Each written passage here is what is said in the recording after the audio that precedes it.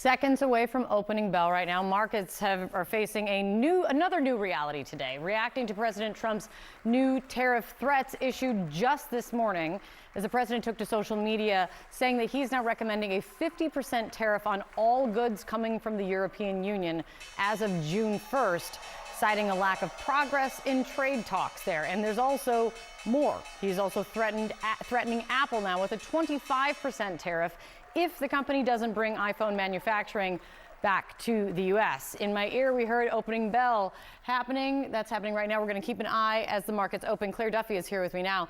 So this is what we're watching, Claire. Talk to me about what we're likely to see with markets today. They're going to be updating in 1 second, and also at the same time about Apple. Yeah, so futures were down as it looks like, markets are starting to be in the red, as you're seeing there. And this is a concern about the trade war sort of restarting here. Investors had kind of like a brief moment, right? Yeah, breathed a sigh of relief during this 90-day pause on most reciprocal tariffs. And now it appears that Trump is trying to exert some more pressure on the EU, threatening these 50% tariffs.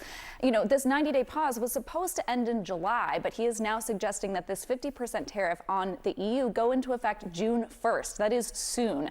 So I think that's part of what we're seeing here. And then, of course, there is Apple. I think we've got Apple stock down almost 3%. Now, Apple had tried to move some of its production away from China because of the China tariffs. It had moved most of the U.S. iPhones that were getting shipped to the U.S. to India, but Trump is not happy about that. He wants iPhones made in the United States, and that is why he's threatening this 25% tariff on Apple.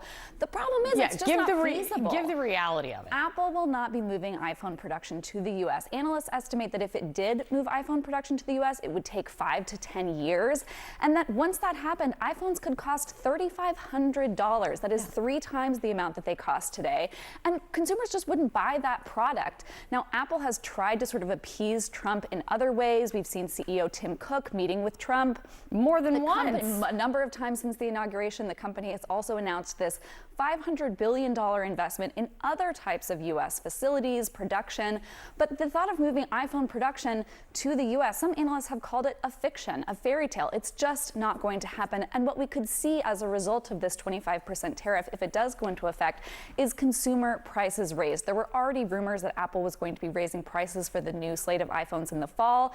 If this 25% tariff goes into effect, those prices could go up even further. Yeah, no, I mean, veteran tech analyst Dan Ives, who a lot of people lean on for just reality on this, I think he estimated something like it would cost $30 billion for Apple to move over 3 years of its production. Yeah, I mean, it is not happening. It's just not happening. So what the play is here, and the pressure that Donald Trump is trying to exert on Tim Cook and Apple right now, that's the TBD, because that Trump has to know this reality. And I think the problem here is it just creates more uncertainty, and businesses can't operate under uncertainty. Absolutely not. It's great. Thank you so much, Claire. We're going to be obviously watching the market. That's going to be another big story today. Elena, let me go back to you over at the White House. So the president is calling out Apple, threatening the company with a new 25% tariff. Do White House officials acknowledge, at least privately, that this is going to increase the cost of iPhones for American consumers?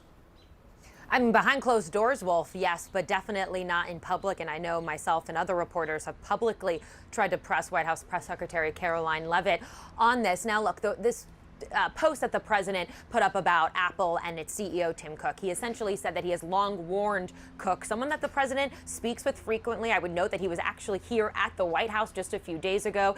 Tim Cook met with Donald Trump on Tuesday here. He said that he's long warned him that he would put this 25% tariff on iPhones if they did not begin moving the manufacturing of those iPhones to the United States. Now, one thing to note here is that most of the manufacturing for iPhones happens in China. They have begun to move some of the manufacturing to India, noting that it's has more favorable relations with Donald Trump.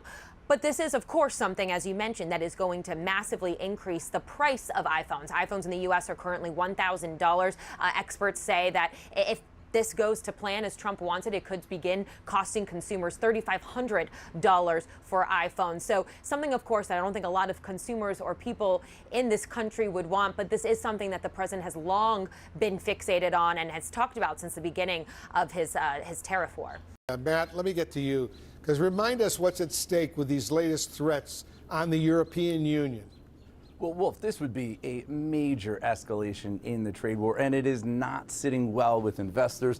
The moment that this true social threat came out, we saw U.S. stock futures fall, and you see markets are all solidly in the red, with the Dow down by 300 points, about 0.75%, but a 1% decline for the S&P 500 and the NASDAQ as well. And this reaction, I think, makes a lot of sense because investors had been hoping for de-escalation in the trade war. This would be a move in the wrong direction, and it does add a lot of uncertainty because the European Union is one of America's biggest trading partners. The U.S. imported more than $600 billion in goods from the EU last year alone, including major items such as pharmaceuticals, cars, car parts, aircraft, machinery, and alcoholic beverages as well. Massive tariffs would disrupt the flow of trade and sharply increase prices here in the United States. I talked to Mary Lovely. She's a trade expert over at the Peterson Institute, and she told me this is just going to backfire. She said the EU considers itself to be a major global body. It does not deserve to be treated like a small plumbing contractor. And Wolf, we did reach out to the EU for comment. We have not heard back, but you got to believe if these tariffs do go into effect, and that is a big if, but if they do, you've got to believe the EU would seriously consider retaliating, and that retaliation is where U.S. jobs could be threatened. They certainly could be. Matt, President Trump, is also threatening these new tariffs on Apple unless they start manufacturing iPhones here in the United States. Yeah, that's right. And let's take a look at how Apple stock reacting, down by 3% on this threat to impose massive tariffs on Apple unless it moves its production to the United States. Now, look, this is something that Apple cannot do overnight, of course. This is something that would take 5 to 10 years. And as Jeff mentioned, this is something that would add costs because the cost of labor is just so much higher in the United States. Wedbush analyst Dan Ives, he estimates that this would cost iPhones. It would increase the price of an iPhone to $3,500 if the iPhone had to be made in the United States. Ives put out a note earlier where he said, "We believe the concept of Apple producing iPhones in the U.S. is a fairy tale that is not feasible." And one last point here, Wolf, even if it was economical for Apple to do this, it would be very hard, if not impossible, for the company to find enough workers who have the skills and, frankly, the desire to make iPhones here in the U.S. President Trump has also been posting on Truth Social about tariffs on Apple. Your perspective on that, because he says he wants Tim Cook's iPhones to be manufactured and built in the United States. Shares are down just almost 3%, pardon me.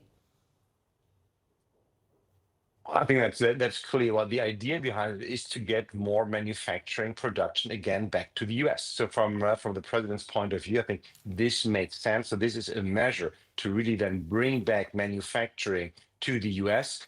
It would come at the cost of US consumers, because what does it mean? It would push up prices enormously. Even if you were to produce in the US, this would also mean higher production costs for any company that currently produces partly in Asia. So this means, yes, it could eventually bring manufacturing jobs back to the US, but US consumers would have to pay a higher price for that. Yeah, and are they prepared to pay 3 times their current price? I'm not sure about that. Carsten, appreciate you coming on this breaking news. Thank you very much indeed.